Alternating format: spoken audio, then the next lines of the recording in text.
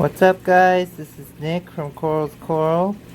This is a Hobbit Bounce. We're going to be cutting this up today. Just wanted to get a nice good look of it before it goes under the saw. Hobbits are really cool. They get the green base with some dark vesicles, plus they get these orange bubbles that are mixed with blue.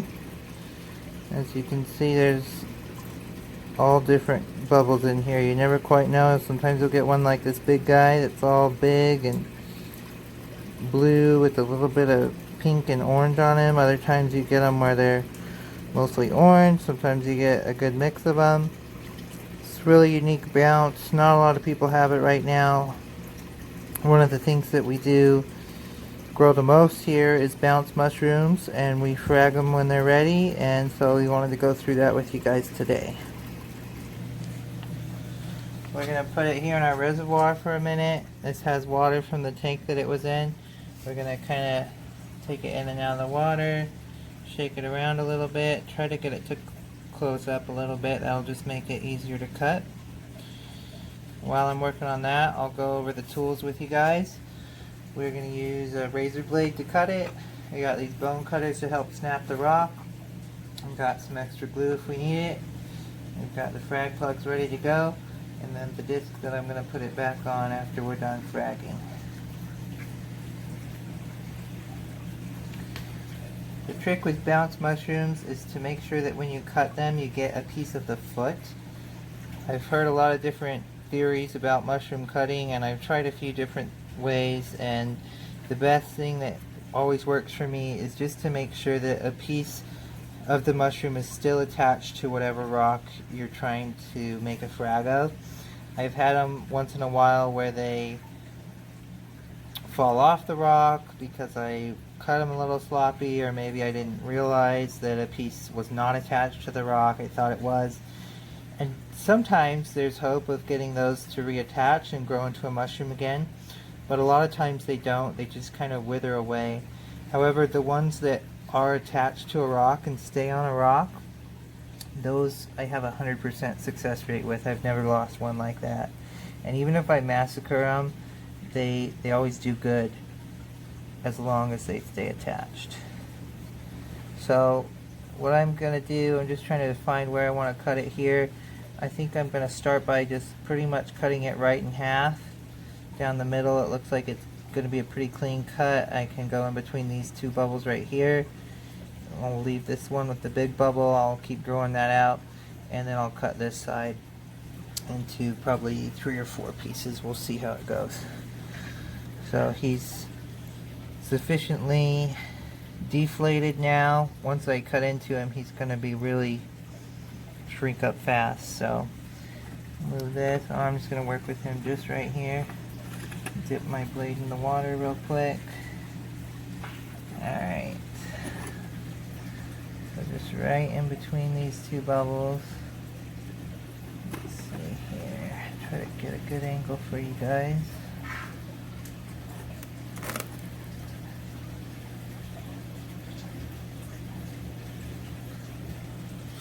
It's best to just kind of saw and make a really good cut.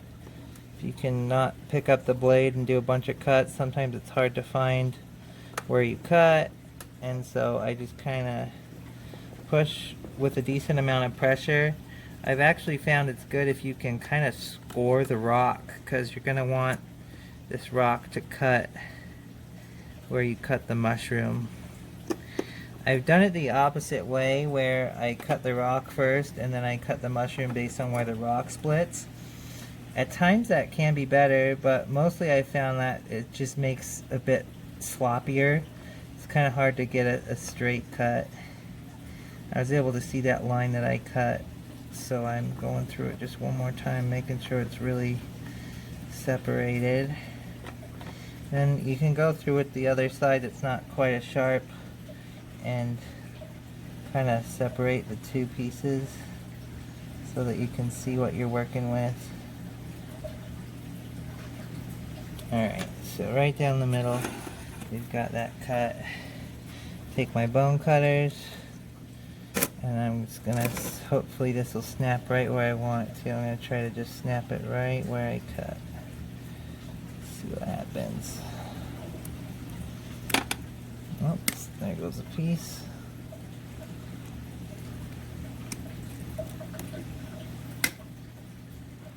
There we go. We lost one little piece, but it was mostly on the side, and that wasn't too bad.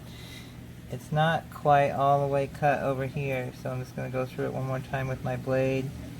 Try to get it to sever all the way. Let's see here. He's being stubborn. There we go. I'm going to dip it in the water real quick. Get any like dust and mucus and stuff off of it so that I can work with it easily. You can see the two cuts. This side came out a little bit nicer. That's okay. I can still work with this side. So next I'm going to evaluate where the best places to cut this would be. My advice is don't go crazy on it. Just check and see if you can tell where it has good footing. Up here has really good footing. That will be a good place that I should be able to cut just fine. Could probably cut this front little bubble off. He's attached to some pebbles. Maybe cut right here too. Looks like there's some pebbles on this side too. So I think I'll be safe to cut this one just into thirds now.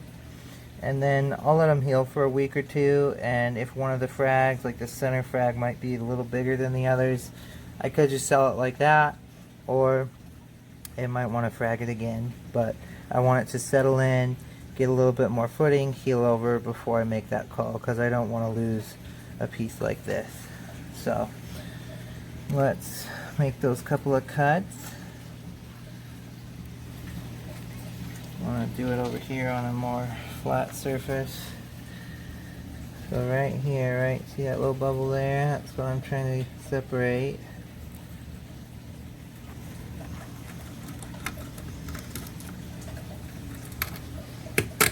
Sometimes what I just did is I just pushed really hard with my razor blade, and that just snapped right through. And now I'm gonna gently get it into my hand. You can see the rocks on the bottom. A little bit of mesenterial filaments there. Those are the carry stinging cells and digestive enzymes. That's what corals use to fight or to eat things. So he's mad that I'm cutting through him right now, so he's trying to fight me.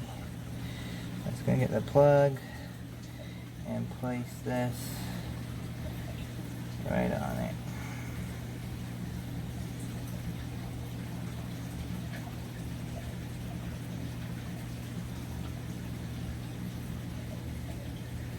There we go.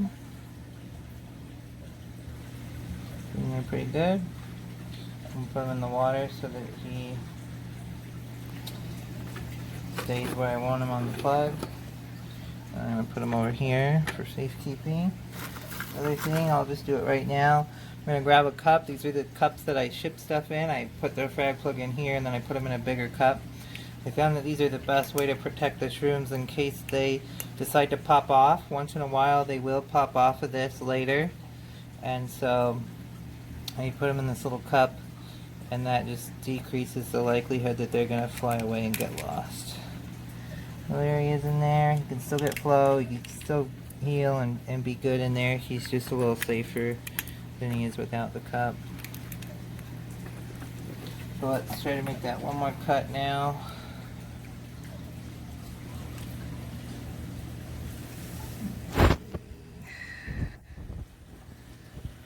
Those mesenterial filaments, all his guts spitting out. Okay, like that, right like this.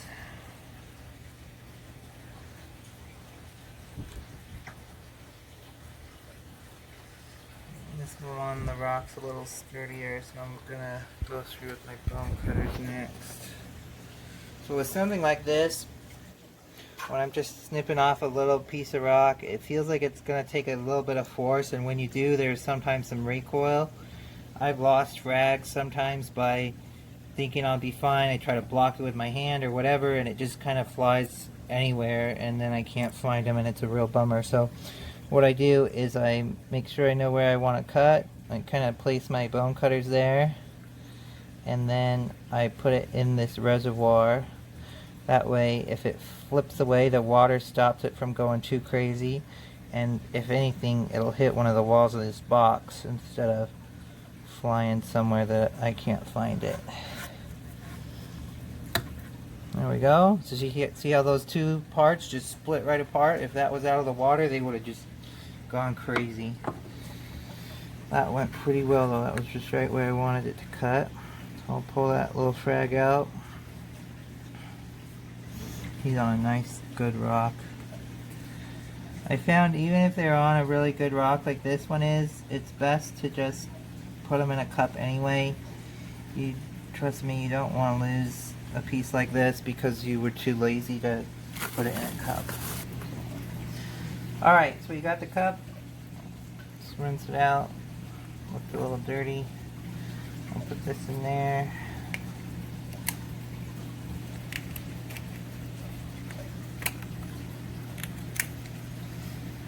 I cut the mushrooms. I always cut them with bone cutters and a razor blade. Sometimes I'll use the saw if the rock they're on is really hardcore, but I don't recommend running the flesh through the saw. I've seen it just kind of, especially a big fleshy mushroom, the saw just eats up the flesh, and it's not fun to watch when you just grew a bounce out and you're trying to frag it. So the safest way is to do bone cutters and a razor. If you have to use a saw because the rock just won't cut, then just do it from the back right up until you can like either get a screwdriver and crack it the rest of the way, or you can just cut the shroom with a knife, with a razor blade, because you don't want to mess with a big juicy shroom in the saw. I'm just going to cut off this extra piece of disc. There we go. This guy looks like he's going to heal pretty good. He's going to be a decent size. So we may revisit this in a week or two and cut him again. We'll see what happens. For now, I'm just going to put him on here. A little X in my cup.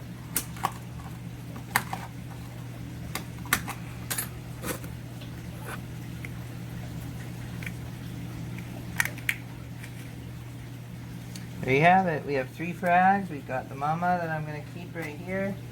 I'm going to cut down her plug a little bit. Put her on the bigger piece. These are going to go back in the tank that I got them from. They're going to heal for a little while, and then they'll be up for sale on the site. Hey guys, it's been a week since the Hobbit got fragged. I just wanted to give you a little update.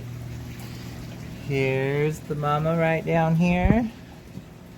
She's looking good. She's nice and healed. Her bubbles are looking big. We got frag number 1 right here. Frag number 2 over here. And then frag number 3's over here.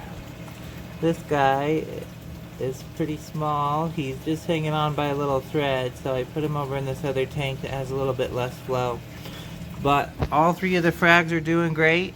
The mama's looking awesome. Everything's happy. I'll probably give the frags another week or so before I sell them, but they are looking good. They're happy.